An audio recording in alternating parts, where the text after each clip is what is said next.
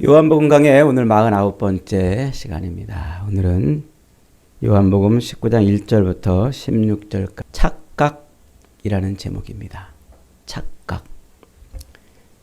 우리 가끔 가다가 착각하지요. 착각. 아유 깜빡 착각했네. 착각.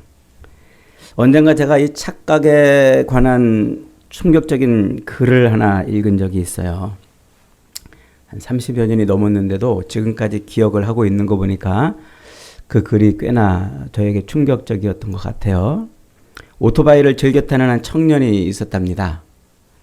바람이 세차게 부는 어느 날 그는 오토바이를 타고 거리를 질주했습니다. 그런데 자꾸 가슴으로 이 파고드는 바람 때문에 너무 추운 거예요. 그래서 안 되겠다 싶어가지고 그는 잠시 멈추고서 외투를 뒤집어 입은 거예요. 단추가 앞으로 있던 그 외투를 뒤집어서 뒤로 가도록 그렇게 옷을 입고 헬멧을 쓰고 장갑을 끼고 그리고 다시 질주를 시작하기 시작했습니다. 그런데 그만 앞에 오는 승용차하고 부닥쳐가지고는 길바닥에다가 떨어져 버린 거예요. 옆에 있던 사람들이 깜짝 놀라가지고 보니까 아직 숨이 붙어 있는 거예요. 그래도 안 되겠다. 이 사람 얼른 병원에 좀 데려가야 되겠다 싶어가지고 헬멧을 딱 이렇게 벗겼더니 어이쿠 이게 웬일입니까? 고개가 돌아가 있는 거예요. 그래가지고 안 되겠다. 우선 고개라도 똑바로 맞춰놓고 병원에 데려가야 되겠다 싶어가지고 사람들이 힘을 줘가지고 그 고개를 돌려놨대요. 근데 앞불사 그만 그 고개가 끊어지면서 그 사람은 그 자리에서 즉사했다고 그러죠. 알고 봤더니 고개가 돌아간 게 아니라 옷을 뒤집어 입었던 거예요. 그걸 모르고 사람들이 부닥쳐가지고 고개가 돌아간 줄 알고 그랬다는 거 아닙니까? 착각이죠. 옷을 뒤집어 입은 줄 모르고 고개가 돌아간 줄 착각해서 힘써서 고개를 돌려서 바로 잡으려고 했다가 큰 변을 일으킨 거예요. 여러분 착각이라는 게 이렇게 무서워요.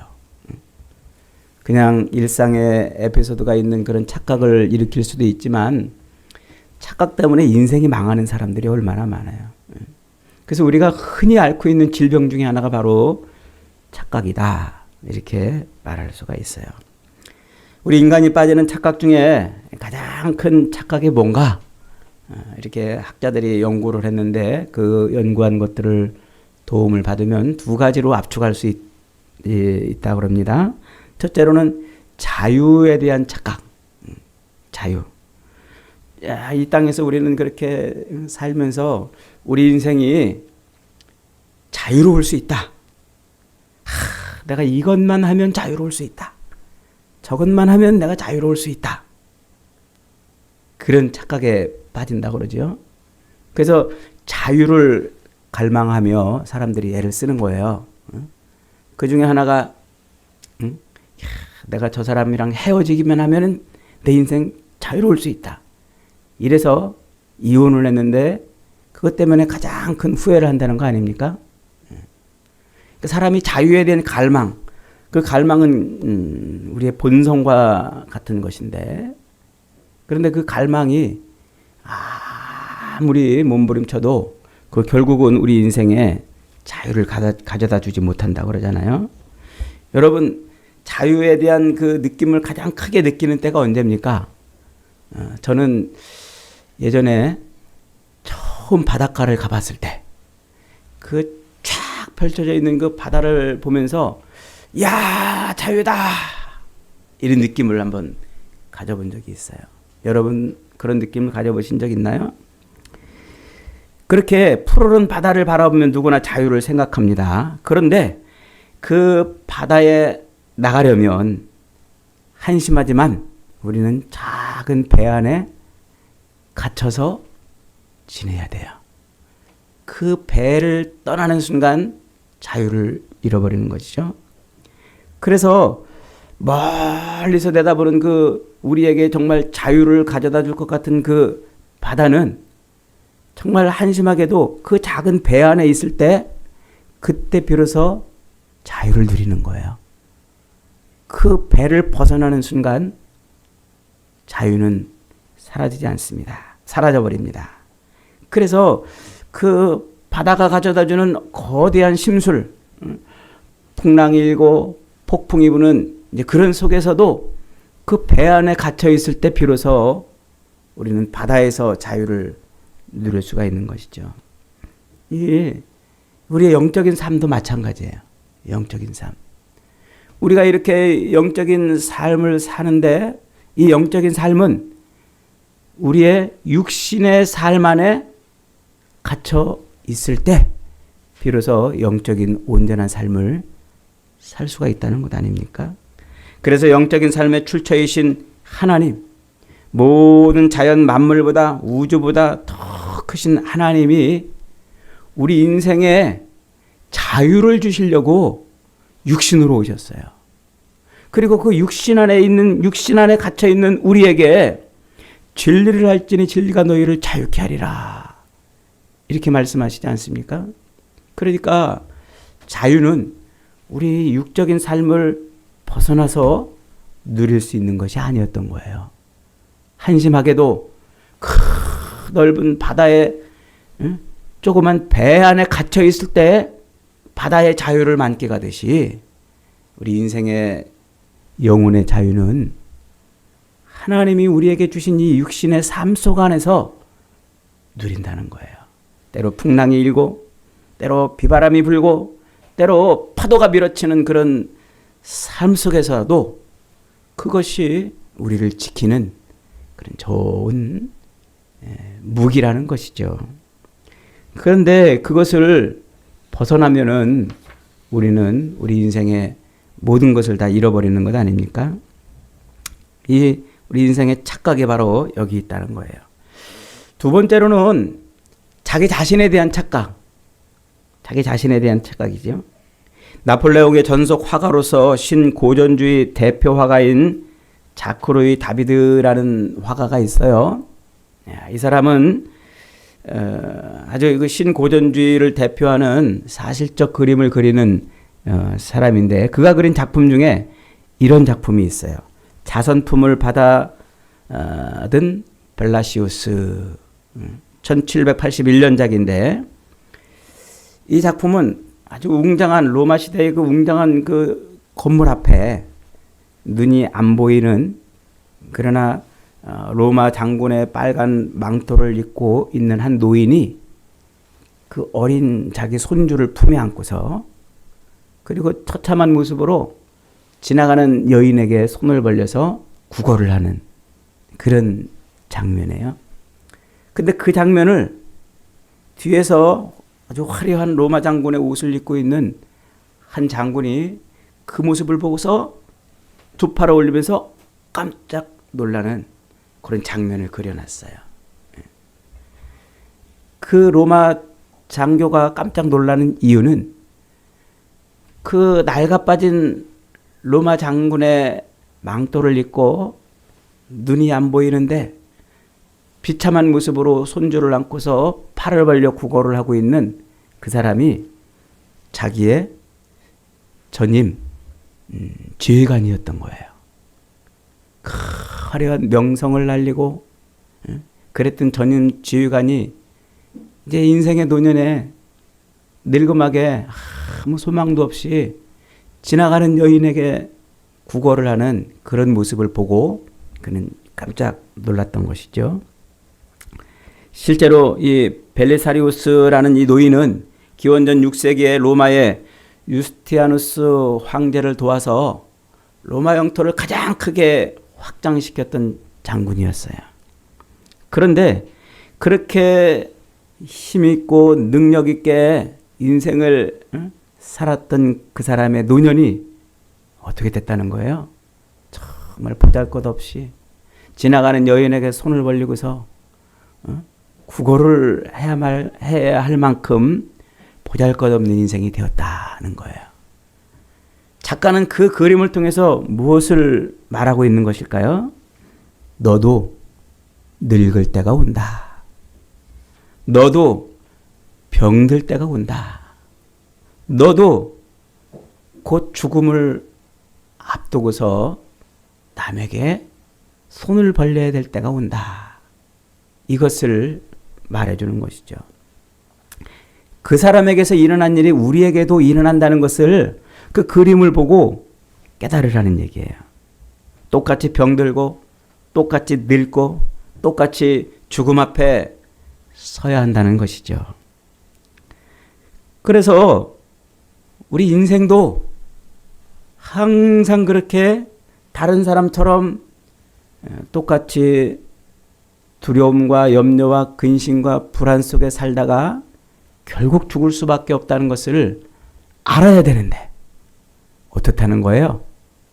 자기는 죽음하고 아무 상관없는 사람처럼 그렇게 젊음을 지낸다는 것이죠. 그래서 우리는 TV 화면 보듯 남 이야기하듯 그렇게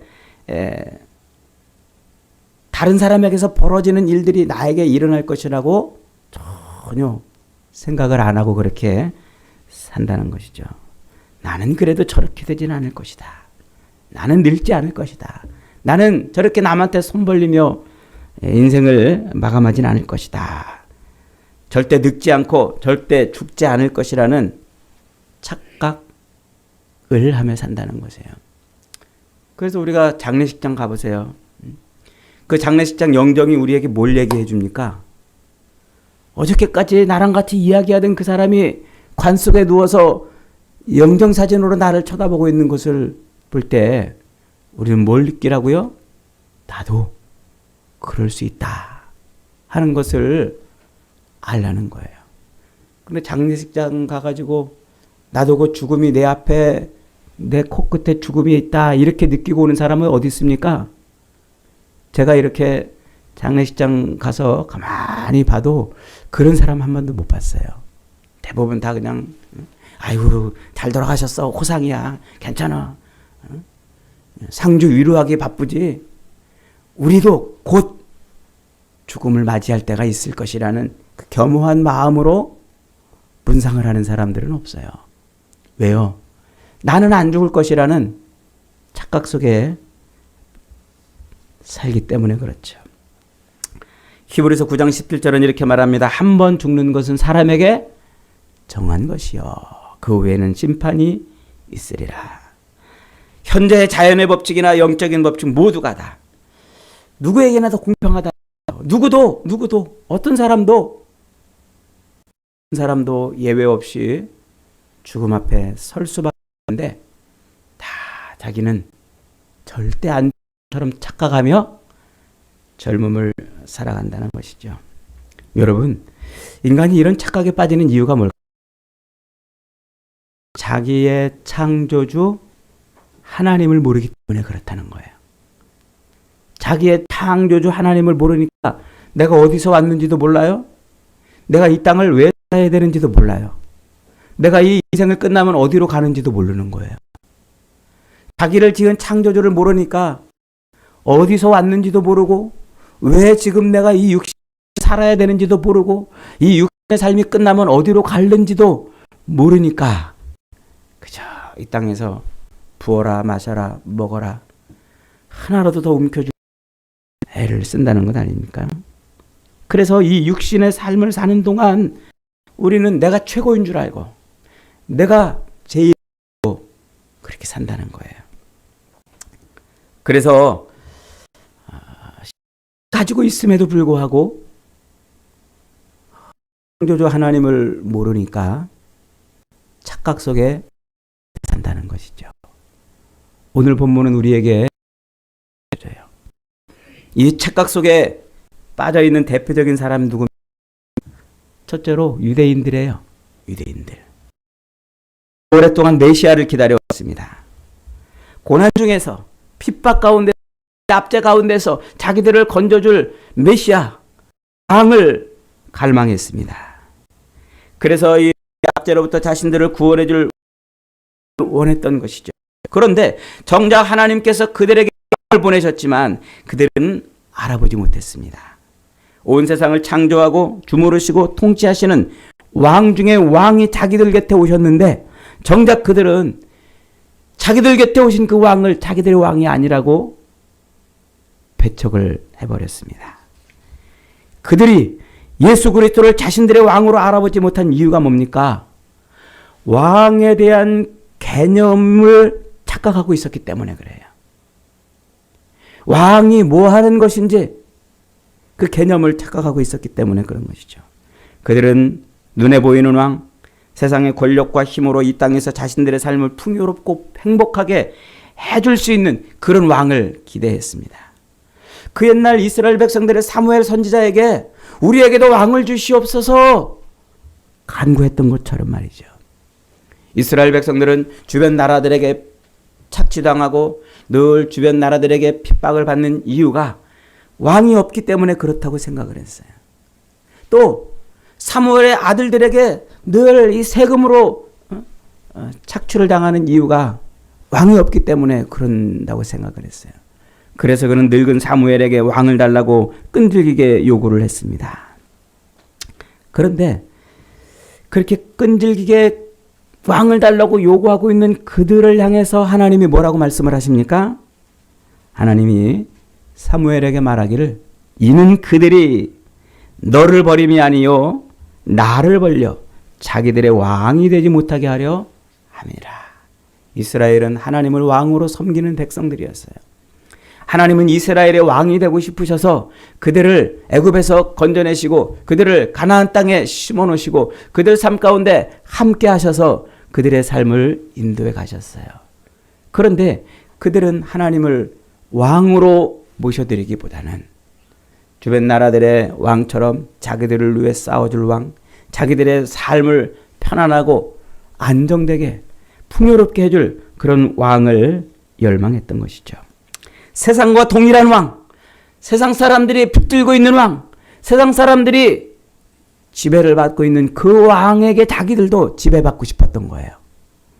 그래서 그들은 하나님을 향해서 왕을 달라고 외쳤던 것이죠.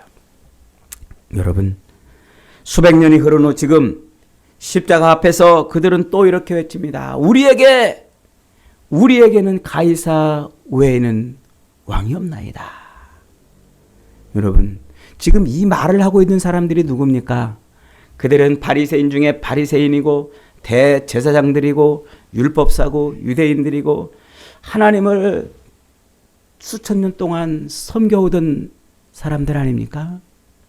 끊임없이 하나님이 그들을 돌보시고 붙드시고 인도하셔서 그들의 왕이 되고 싶어 하셨는데 그들은 지금 뭐라고 말하고 있는 겁니까? 하나님을 예배하고 성전에서 이렇게 제사하는 삶을 살아왔던 백성들임에도 불구하고 우리의 왕은 가이사 외에는 없나이다 라고 외쳤던 겁니다. 바로 이 외침이 사무엘 선지자에게 왕을 달라고 외쳤던 그 백성들의 외침이었던 것이죠.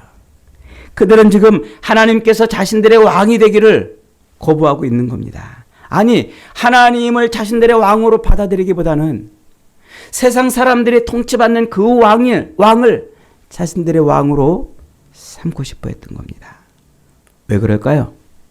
그들은 이 육신의 삶, 이 땅에서의 삶이 전부라고 생각했던 거예요. 그래서 그들은 신앙을 가지고 있음에도 불구하고 하나님을 예배함에도 불구하고 하나님 앞에 제사하는 민족임에도 불구하고 그들은 하나님이 자신들의 왕이 아닌 가이사가 자신들의 왕이라고 고백을 하고 있었습니다. 그렇게 유대인들은 자신들을 이 세상에서 구원할 왕, 메시아를 그렇게 기다렸지만 그들이 기다린 왕은 영적인 왕이 아니었어요. 이 땅에서 자신들을 구원해서 천국의 삶으로 인도해 갈 왕이 아니었어요. 이 땅에서 잘 먹고 잘 살게 해줄 그런 왕이었던 겁니다. 그래서 광야에서 이스라엘 백성들이 모세가 40일 동안 시내산에 올라가 내려오지 않자 모세가 죽은 줄로 착각하여 금송아지를 만들고 그것이 자기들을 인도할 신이라고 외치며 여호와의 절이래 먹고 마시고 춤추고 뛰어놀았던 그런 백성들의 삶을 재현해 내고 있는 것이죠. 그들의 원한 왕은 주변 나라들보다 훨씬 더 강한 왕. 그래서 이 땅에서 자신들의 육신의 삶을 만족하고 풍요롭게 해줄, 평안하게 해줄 그런 왕을 기대했던 것입니다. 그러니 하나님을 왕으로 섬길 수가 없었던 겁니다. 그들은 이 땅에서 하나님이 자기들의 모든 것을 책임져 줄 왕이 되고 싶어 했지만 그들이 가지고 있던 착각, 이 땅에서 잘 먹고 잘 사는 것이 삶의 전부인 줄 착각했던 그것이 하나님이 아닌 가이사를 왕으로 받아들이게 했던 것입니다. 이 땅에서 잘 먹고 잘 사는 것이 신앙생활 잘하는 것이고 그것이 성공하는 것이고 그것이 인생의 전부라는 착각이 하나님이 아닌 가이사를 왕으로 섬기게 했던 것이죠. 그러니 성전에서 제사를 드릴 때도 그들이 하나님 앞에 나와 기도할 때도 그들은 무엇을 구했을까요? 이 땅에서의 평안함을 구했던 것 아닙니까? 하나님은 그들에게 진정한 왕을 보내셨지만 그들은 진짜 왕을 못 알아보고 오히려 세상 왕을 자기들의 왕이라 외쳤던 것입니다. 여러분, 우리도 혹시 이런 착각에 빠져 있지는 않습니까? 지금 여러분의 인생을 통치하고 여러분의 인생으로 하여금 이 땅을 통해서 하나님의 영광을 드러내게 하시기를 하나님은 원하시는데 우리는 지금 누가 우리 인생을 통치하기를 원하고 있습니까? 예수님을 왕으로 섬기지 않고 이 땅에서 우리에게 평안을 가져다 줄 것을 바라고 있지는 않습니까? 그래서 많은 사람들이 세상 사람들의 삶을 보고 돈이 우리의 왕이다. 권세가 우리의 왕이다. 명예가 우리의 왕이다. 부귀영화가 우리의 왕이다. 라고 착각하며 신앙생활을 하고 있는 겁니다. 여러분, 여러분의 인생의 진짜 왕은 누구십니까? 예수는 나의 왕이다. 하나님은 이런 고백을 우리의 입에서 받기를 원하시는 거예요. 이 입술의 고백이, 이 고백이 하나님이 받으시는 믿음의 고백입니다. 그런데 이 땅에서 진짜 나를 풍요롭게 하고 나를 잘 먹고 잘 살게 하고 나로 부귀영화를 누리게 하는 것이 세상 것이라고 하는 그 착각에 빠져서 가이사 외에는 우리에게 왕이 없다라는 유대인들처럼 어느 틈엔가 많은 신앙인들이 그렇게 예수님을 외면합니다. 예수님이 자신들의 왕이심에도 불구하고 다른 왕을 자꾸 구하는 거예요. 하나님이 그의 인생의 왕으로 예수님을 보내셨음에도 불구하고 그들은 못 알아보고 예수님을 배척하고 다른 왕을 자꾸 달라고, 다른 왕, 나를 잘 먹고 잘 살게 해줄 왕을 달라고 그렇게 요구하고 있는 것이죠. 여러분, 이 땅의 인생은 하나님께서 우리로 하여금 예수님을 왕으로 섬기게 하시려고 주신 마지막 기간인 줄 믿으시기 바랍니다. 그래서 우리는 육체의 호흡이 있는 동안 예수님을 나의 왕으로 섬길 것인지 세상 것을 나의 왕으로 섬길 것인지를 선택을 해야 돼요. 이 육신이 있는 동안 이 선택에 실패하면 우리는 영원한 왕을 잃어버리는 것입니다. 유대인들이 예수님을 십자가에 못 박아 영원한 왕을 잃어버렸던 것처럼 우리도 우리에게 오신 이 진정한 왕을 못 알아보고 그를 배척해서 영원한 왕을 잃어버리는 인생을 살면 안 되겠어요. 날마다, 시마다, 때마다, 일마다 끊임없이 세상이 우리를 미혹하고 유혹하는 속에서도 우리의 왕은 예수님이라고 고백할 수 있기를 축복합니다. 그 고백으로 여러분의 인생이 승리하는 은혜가 있기를 축복합니다. 두 번째로 또 어마어마한 착각 속에 빠졌던 사람이 있어요. 그가 누굽니까? 그는 바로 빌라도입니다. 본문 10절에서 그는 예수님께 이렇게 말합니다. 빌라도가 이르되 내게 말하지 아니하였느냐? 내가 너를 놓을 고난도 있고 십자가에 못 박을 고난도 있는 줄을 알지 못하느냐? 내가 너를 놓을 권세도 있고 너를 십자가에 못 박을 권세도 내가 가지고 있다. 라고 이렇게 주장을 했어요. 거기에 대해서 예수님이 뭐라고 말씀하십니까? 13절에 보니까 예수께서 대답하시되 위에서 주지 아니하셨더라면 나를 해할 권한이 없었으리니 그러므로 나를 내게 준 자의 죄는 더 크다 하시니라. 위에서 주지 아니하셨더라면 나를 해할 권한이 없다. 이 말이 뭡니까? 빌라도가 지금 착각하고 있는 겁니다. 야, 너 지금 착각하고 있는 거야. 하나님이 내게 그 권한을 주지 아니었더라면 네가 어떻게 그것을 가질 수 있었겠냐. 그런데 빌라도는 하나님을 모르니까, 하나님을 인정하지 않으니까 마치 자기가 예수를 십자가에 못 박을 권한도 있고 풀어줄 권한도 있는 것처럼 착각을 했던 겁니다. 빌라도는 예수님이 십자가에 매달릴 만큼 반역죄가 없음을 알았습니다. 그래서 그는 무죄로 예수님을 석방하고 싶어 했어요.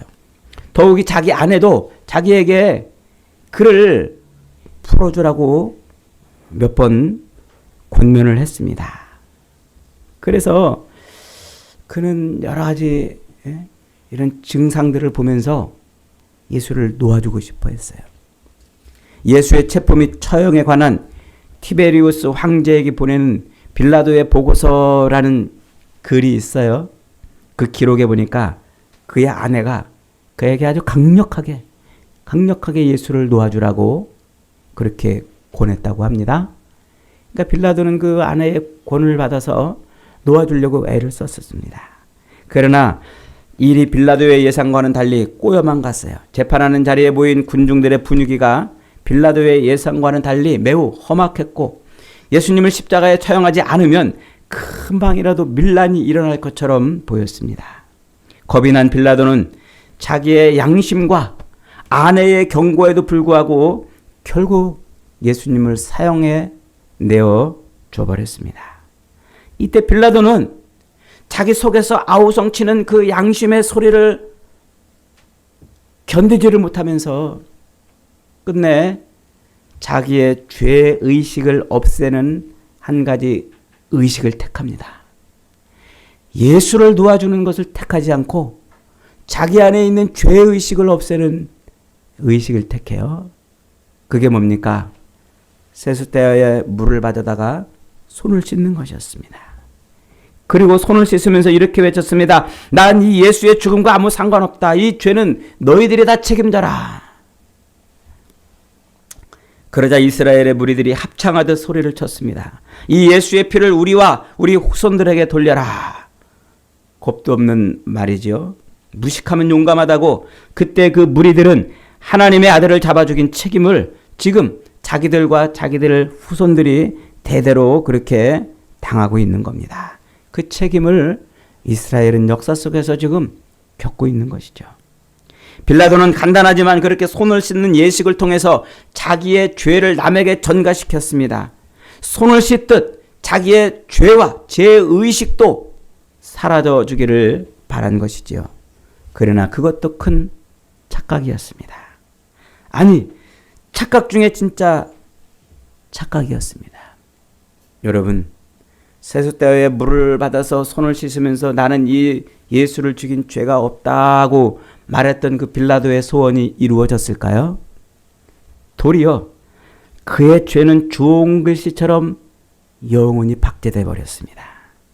우리가 매일 고백하는 사도신경 중에 이런 구절이 있지 않습니까? 빌라도에게 고난을 받아서 십자가에 못 박혀 죽으시고. 예수님의 처형을 누가 주도했단 말이에요? 빌라도가 주도했단 말입니다. 배야의 물로 손을 씻었지만 도리어 그의 죄는 영원히 박제돼 버렸습니다. 그리고 그의 양심을 찔렀습니다. 그 이후로 그는 죄의식에 사로잡혀서 고통스러운 삶을 살았다고 그러지요. 기록에 의하면 빌라도는 AD 36년 예수님이 십자가에 못 박혀 죽은 지 몇 년 뒤에 그는 사마리아라고 하는 이 지역에 있는 그리심산, 거기에 모세 때 하나님이 만들으라고 했던 그 그릇들, 성막에서 쓰는 그릇들이 있다는 소문이 퍼지자 그 그릇을 얻으려고 수많은 사람들이 그 사마리아로 모여듭니다. 그렇게 군중들이 모여들자 혹시나 반란이 일어날까 염려해서 그들을 군대를 보내서 그들을 제압하는 과정에서 많은 피를 흘려요. 그렇게 수많은 양민들을 학살한 죄로 빌라도는 로마 황제에게 소환당해서 그만 끙끙 앓다가 스스로 자살을 해버렸다. 그럽니다. 큰 착각에 빠져있던 그는 끝내 그 착각을 바로잡는 데 실패하고 결국 자살로 생을 마감해버린 것이죠. 그가 그렇게 큰 착각에서 벗어나지 못했던 이유가 뭘까요? 예수를 십자가에 못 박으려는 그 무리들의 함성에 그만 그는 자기가 왕이 된 줄 착각을 했던 겁니다. 예수를 놓아줄 권한도, 예수를 십자가에 못 박을 권한도 자기에게 있는 줄 착각을 한 것입니다. 그래서 그는 천주에 한을 남기는 선택을 한 것이죠. 만약에 당신이 예수를 풀어놓지 않으면 가이사의 신하가 아니다라는 그 군중의 함성을 듣고 그는 자기 출세길이 망할까봐 결국은 그는 그 함성에 자기의 선택을 맡겼던 겁니다. 빌라도는 그 안에서 자기 안에서 끊임없이 소리치는 양심을 두드리는 그런 소리를 들었습니다. 그래서 빌라도는 가급적이면 놓고 싶어, 아이 예수님을 풀어놓고 싶어 했는데 끝내 그 무리들의 함성에 그만 도취되어서 그는 결국 비참한 선택을 한 것이죠. 여러분, 지금 이 이야기를 사도 요한이 자세하게 기록해 놓는 이유가 뭡니까? 오늘 우리 그리스도인들도 세상 사람들의 함성에 착각하여 예수를 부정하고 부인하고 십자가에 못 박는 일을 할 수 있다는 거예요.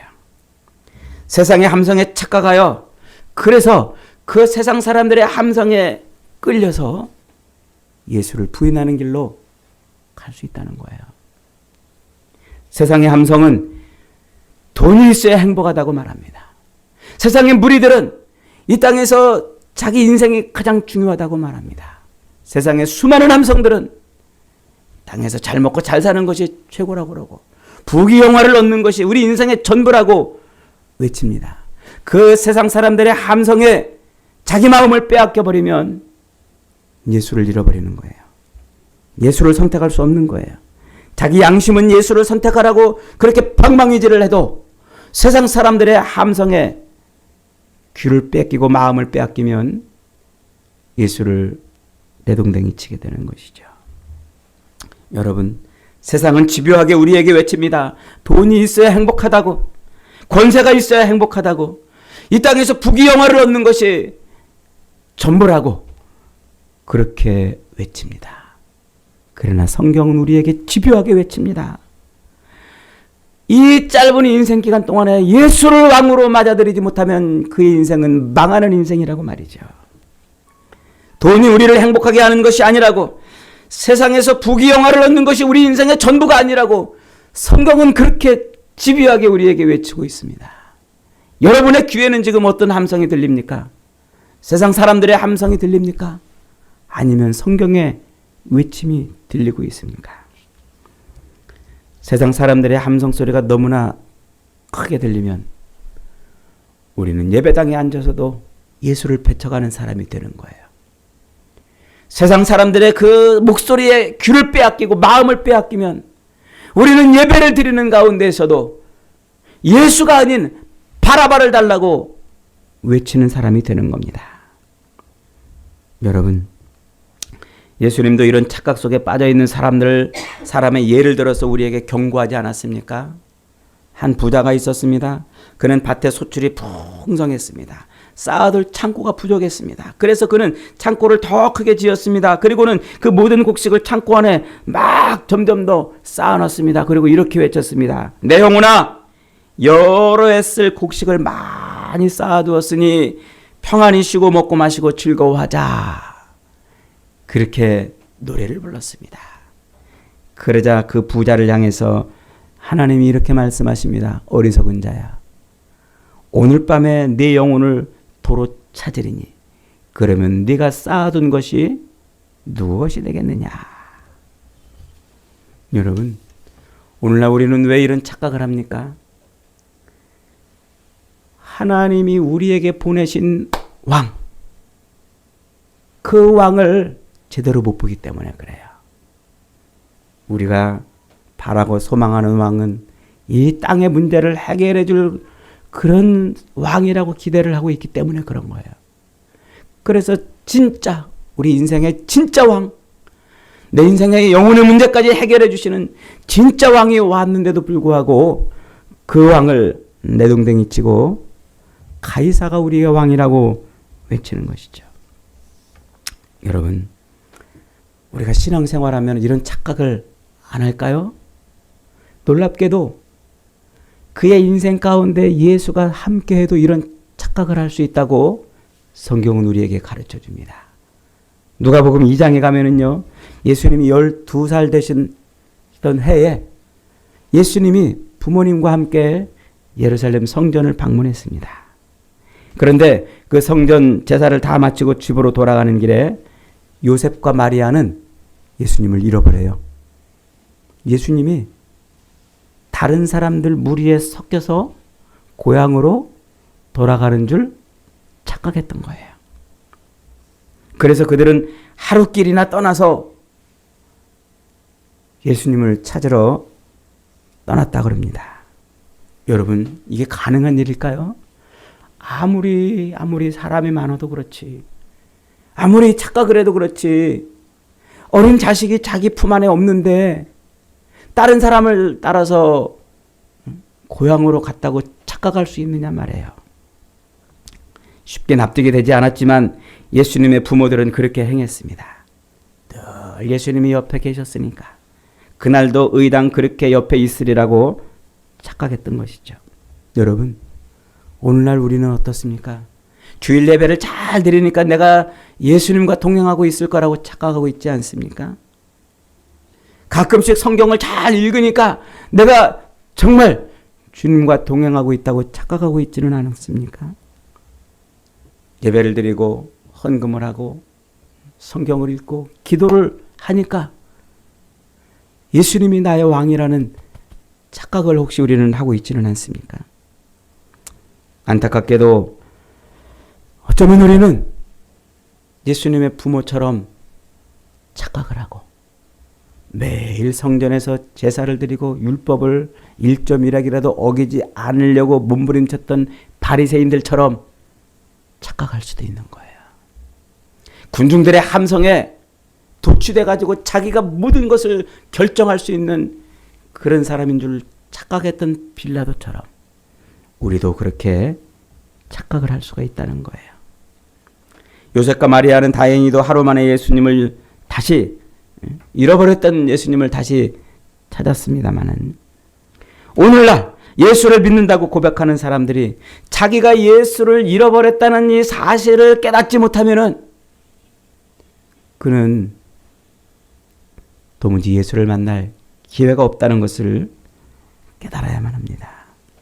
사랑하는 여러분, 바리새인들, 서기관들, 율법사들, 대제사장들, 날마다 성전에서 하나님의 말씀을 지키려고 몸부림치며 살았던 그 사람들이 왜 예수를 십자가에 못 박고 가이사가 우리의 왕이라고 외치는 이런 착각을 한 것입니까? 자기들에게 필요한 진짜 왕이 누군지를 몰랐기 때문에 그래요. 사랑하는 여러분, 예수 믿지 않는 사람들은 예수 없어도 잘 살 수 있다고 늘 착각에 빠져 삽니다. 예수 없이도 행복할 수 있다고 여깁니다. 예수 대신 돈이 있으면 될 것이라고 생각합니다. 예수 없이도 죄의 굴레를 벗어나 버리고 예수 없이도 마귀의 유혹을 이기고 예수 없이도 영생할 줄 착각하고 삽니다. 그러나 그 착각 때문에 그의 인생은 끝내 땅을 치고 후회할 것입니다.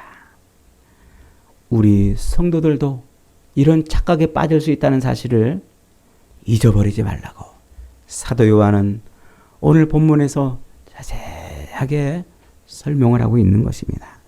여러분, 혹여 우리도 세상 사람들처럼 예배당에 앉아 있으면서도 우리에게 진짜 필요한 왕이 무엇인지를 착각해서 예수를 내동댕이 치는 어처구니 없는 일이 발생돼서는 안 되겠습니다. 세상 사람들의 함성에 취해서 예수 없이도 내가 살 수 있다고 이런 착각에 빠져서도 안 되겠습니다. 저와 여러분들은 날마다 하나님 앞에 죄인이라는 사실을 고백하십시오. 하나님의 은혜가 아니면 살 수 없다는 사실을 잊어버리지 마십시오. 하나님께서 우리에게 최고의 왕, 우리의 모든 문제를 해결해 주실 예수 그리스도를 우리에게 왕으로 보내주셨음을 잊어버리지 마십시오. 그래서 날마다 우리 인생의 진짜 왕이신 예수 그리스도를 붙들고 사는 저와 여러분이 다 되시기를 주님의 이름으로 축복합니다. 아멘.